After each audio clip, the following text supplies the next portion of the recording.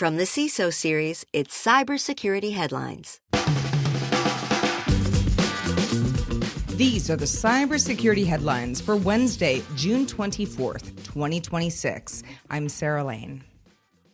Feds seize alleged cyber scam infrastructure. The U.S. government has seized cloud infrastructure allegedly used by subsidiaries of the Cambodian conglomerate Huion Group, said to play a key role in supporting online investment scams, money laundering, human trafficking, and marketplaces for stolen data. This follows last year's decision to cut Huion off from the U.S. financial system after FinCEN said the company laundered at least $4 billion in illicit funds between 2021 and 2025.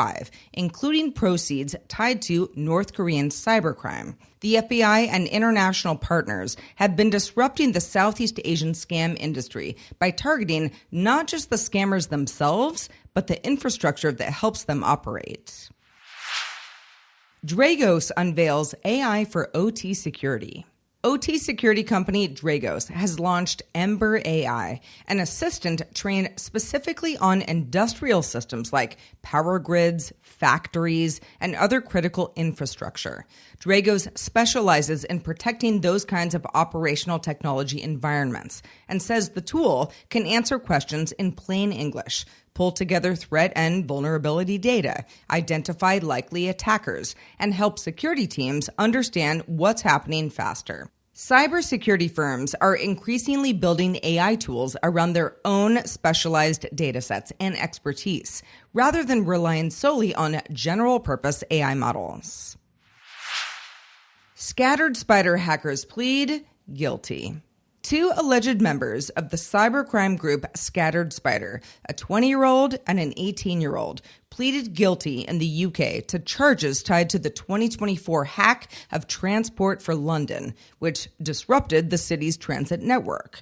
Prosecutors say the pair were involved in an even broader cybercrime operation linked to SIM swapping, SMS phishing, ransomware attacks, and intrusions at more than 100 organizations, with U.S. authorities alleging Scattered Spider collected at least $115 million in ransom payments. Fake AI agent skill passes security scans. Here's a reminder that AI agents can create entirely new supply chain risks.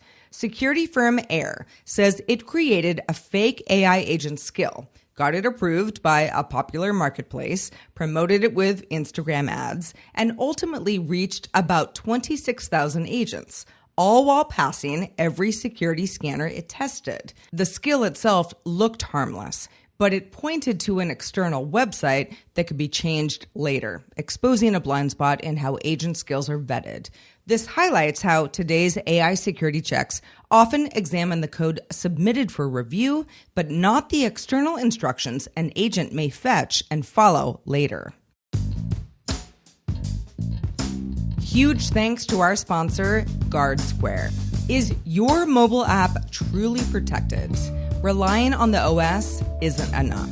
A global study of 1,300 security and developer leaders found that 96% of teams using layered protection reported significantly fewer security incidents. Don't wait for a breach to harden your defenses.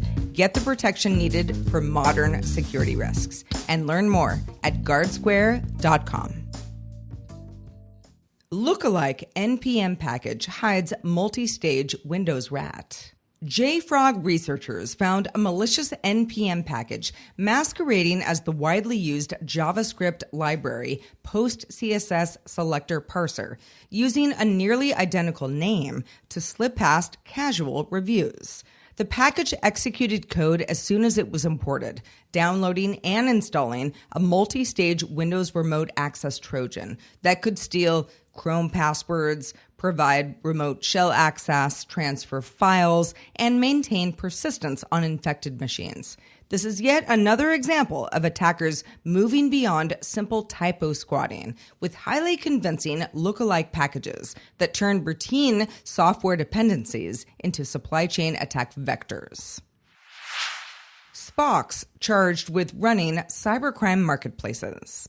An Algerian man known online as Spox, S-P-O-X, was extradited to the U.S. and charged with running two cybercrime marketplaces that allegedly sold phishing kits, stolen financial credentials, compromised email access, and other fraud tools. Prosecutors say Abdallah Belmili created around 600 phishing kits that targeted major banks and payment services, collected data from roughly 5,600 victims, and funneled around $900,000 through cryptocurrency accounts between 2020 and 2023.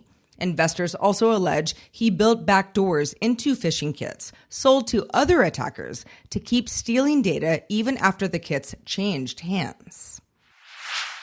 Mushrooming malicious pull requests threaten dev workflows. Researchers at Novi say they've uncovered a widespread CI/CD security weakness dubbed cordyceps that could let attackers use malicious pull requests to compromise software supply chains. The issue stems from overly permissive automated workflows that can expose high-privilege tokens and signing keys, and Novi found hundreds of potentially vulnerable repositories, including projects from Microsoft, Google, Cloudflare, Apache, and the Python Software Foundation. There's no evidence the technique has been exploited in the wild so far. Purchase scam tactic headed for the World Cup. Recorded Future reports that scammers are increasingly hijacking legitimate websites to capture people searching for World Cup tickets, merchandise, and other event-related deals. Instead of creating scam sites that need to rank in search results, the attackers compromise trusted websites, inject fake product pages, and quietly redirect search visitors to fraudulent stores that then take payments and then steal credit card data. The tactic is difficult to detect because the scam domains themselves don't appear in search results. One operation, Recorded Future tracked, generated roughly 17 million visits in 2026 alone. New calendar item alert. We've got a CISO Series meetup in Vancouver on July 23rd. Head over to the events page over at cisoseries.com and register. We'll also be hosting a meetup in Seattle on July 29th at Georgetown Beer. Come join us for a few drinks, hang out with your friendly local cyber peeps. It'll be a lot of fun. Find all the details on our events page at cisoseries.com, and we hope to see you there. If you have some thoughts on the news from today or about our show in general, be sure to reach out to us. Feedback at cisoseries.com. We'd love to hear from you. I'm Sarah Lane reporting for the CISO Series. Stay safe out there, everybody. Cybersecurity headlines are available every weekday. Head to cisoseries.com for the full stories behind the headlines.